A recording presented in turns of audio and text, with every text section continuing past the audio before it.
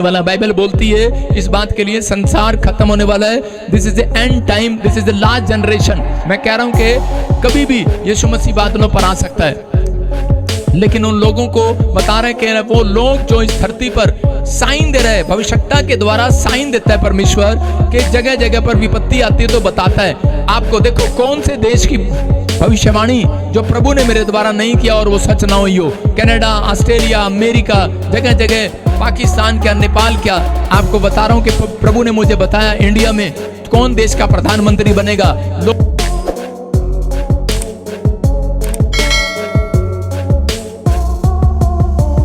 लूत की धार्मिकता भी लूत की पत्नी को ना बचा पाई। मतलब लूत अपनी पत्नी को ना बचा पाया, ना उसके पैसे, ना उसके कपड़े, ना उसका धन, ना उसकी ताकत, ना उसकी चीजें उसको बचा पाई। याद रखना, परमेश्वर का आत्मा यही बता रहा है लोगों से, कह रहे कि आज हो सकता है आपके अंदर धार्मिकता हो, लेकिन आप अपने बच्चों को नहीं बचा सकते। माँ बाप अपने बच्चों को नहीं बचा सकते, पास्टर अपनी कलीसिया को नहीं बचा सकता। समझ रहे हैं कि नहीं? आपकी धार्मिकता आपको बचाएगी, आपकी पवित्रताई में चलना आपको बचाएगा। अगर आपको लगता है कि शायद कि नहीं मैं हाथ रखूंगा, आपको बता रहा हूं कि पास्टर जो है आपके बंद पड़े काम खुलवा सकता है, आप बीमार है चंगे करा सकता है, लेकिन आपको नरक जाने से नहीं रोक सकता। आप समझ रहे हैं कि नहीं? कह रहे कि इसका मतलब आपकी धार्मिकता आपको बचाएगी, आपकी पवित्रताई आपको बचाएगी। मतलब कि जो जितना पवित्र बनकर चलेगा, कहता है परमेश्वर के साथ ईमानदार रहेगा, कह रहे कि पवित्रताई में ईमानदार रहेगा, परमेश्वर उसको बचाएगा। सारे बोलो हालेलुया। इसका मतलब आने वाला समय जो है वो खतरनाक है, लेकिन उस समय के अंदर कहता अगर आप पवित्र बने रहे तो आप बचेंगे। इसलिए एक जगह पर कहा, कह रहे कि एक ले लिया जाएगा, एक छोड़ दिया जाएगा, एक चक्की पीसरी होगी और एक ले ली जाएगी, एक छोड़ दी जाएगी। पति पत्नी इकट्ठे जा रहे होंगे, पति ले लिया जाएगा, पत्नी छोड़ दी जाएगी, पत्नी ले ली जाएगी या पति छोड़ दिया जाएगा, क्योंकि वो एक पवित्र होगा लेकिन दूसरा नहीं होगा। आपको समझना है, प्रभु के आगमन तक यीशु मसीह ने यहां पर अपने चेलों को बताया, कहता है कि मेरे आगमन तक, कहता है कि तुम लूत की पत्नी को स्मरण करना। बोलो हालेलुया। संसार को स्मरण मत करना, संसारिक चीजों को स्मरण मत करना। कहता है याद रखना उन बातों के लिए कि कौन व्यक्ति कहां जाएगा, कैसे जाएगा, लेकिन परमेश्वर की आत्मा ने कहा कि संसार खत्म होने वाला। बाइबल बोलती है इस बात के लिए संसार खत्म होने वाला है। This is the end time, this is the last generation.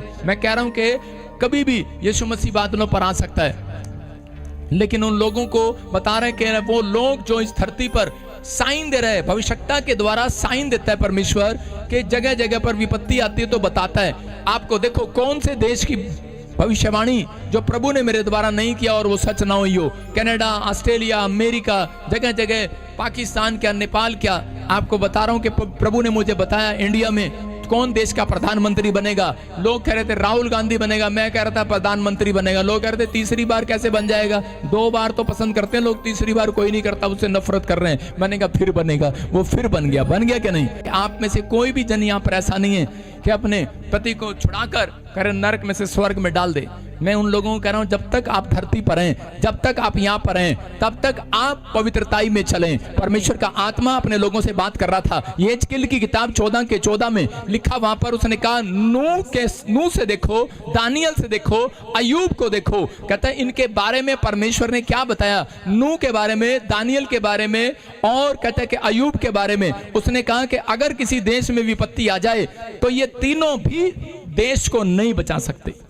समझ रहे हैं? कहता है ये तीनों भी, कहता है अपने प्राण को बचा सकते हैं सिर्फ। सारे बोलो हालेलुया। हमारी वीडियो के देखने वाले सभी भाइयों और बहनों को हमारे प्रभु यीशु मसीह के पवित्र नाम में सबको जय मसीह की। आप सभी का स्वागत है हमारे इस चैनल में एक नए वीडियो पे।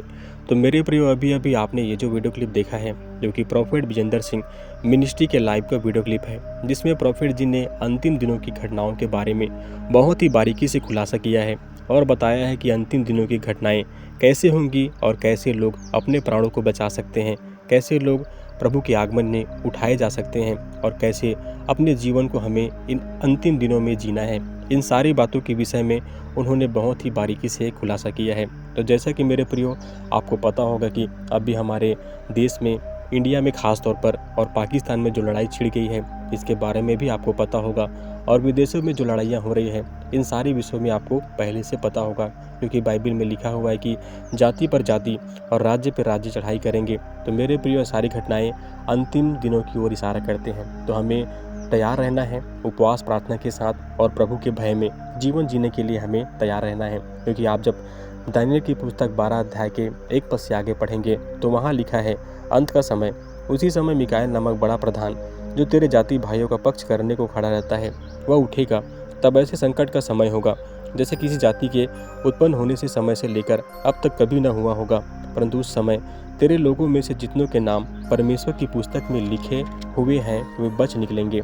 मेरे प्रिय, यहाँ पर किन लोगों के विषय में बात हो रही है?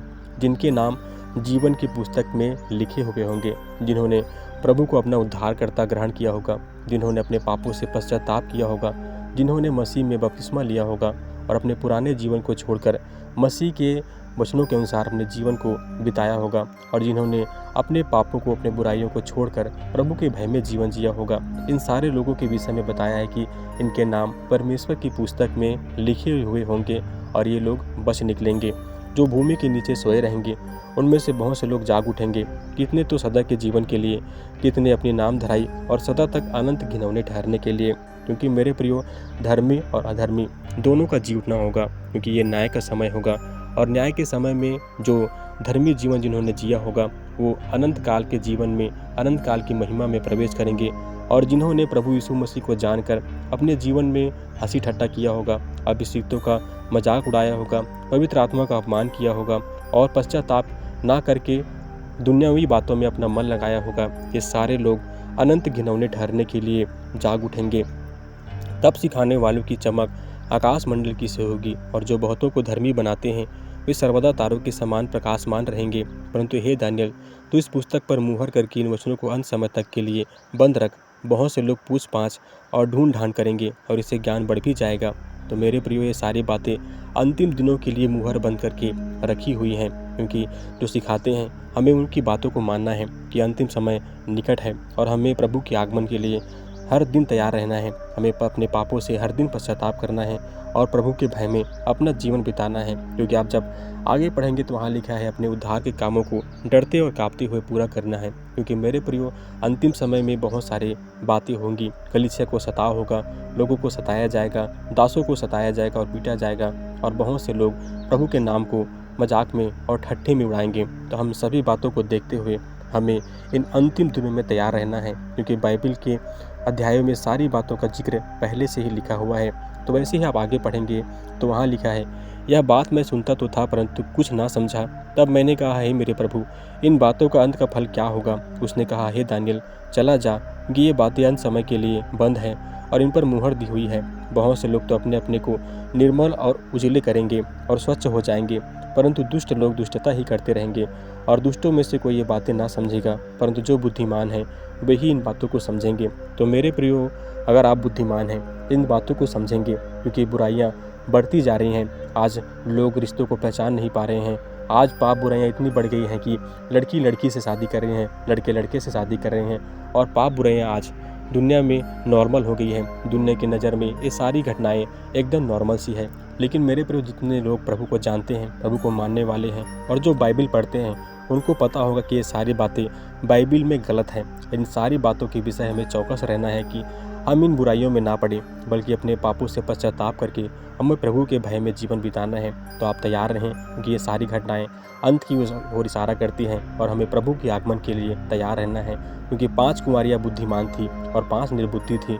तो मेरे प्रियो, वैसे ही 5 बुद्धिमान कुंवारियाँ उठा ली गई और 5 निर्बुद्धि छोड़ दी गई। तो हमें इन अंतिम दिनों में निर्बुद्धियों के समान नहीं, बल्कि बुद्धिमानों के समान जीवन जीना है और प्रभु के भय में अपने जीवन को बिताना है। तो आप तैयार रहें, प्रार्थना करें अपने अगुओं के लिए और अपने लोगों के लिए, अपने घर के लिए हमेशा हर दिन प्रार्थना करते रहें, ताकि प्रभु की दया हमारे साथ बनी रहे। क्योंकि प्रभु ने हमें चुना इसीलिए है ताकि हम पर प्रभु अपनी दया करे, अपनी भलाइयों को दिखाए। तो मेरे प्रियो, हमारा प्रभु हमेशा से भला है। जो भी हमारे लिए कल्पना करते हैं वो हमारे लाभ के लिए है, एक भी हानि के लिए नहीं है। तो आप प्रेयर में लगे रहें और ध्यान दें, हमें घबराना नहीं है, हमें प्रभु के मार्गों में आगे बढ़ना है। तो इसी तरह की वीडियो के लिए हमारे चैनल को लाइक करें, सब्सक्राइब करें और बेल नोटिफिकेशन को ऑन करना ना भूलें, ताकि हमारा हर एक आने वाला वीडियो आप सभी को पहले मिल सके। तब तक के लिए मिलते हैं अगली वीडियो पे। सबको जय मसीह की।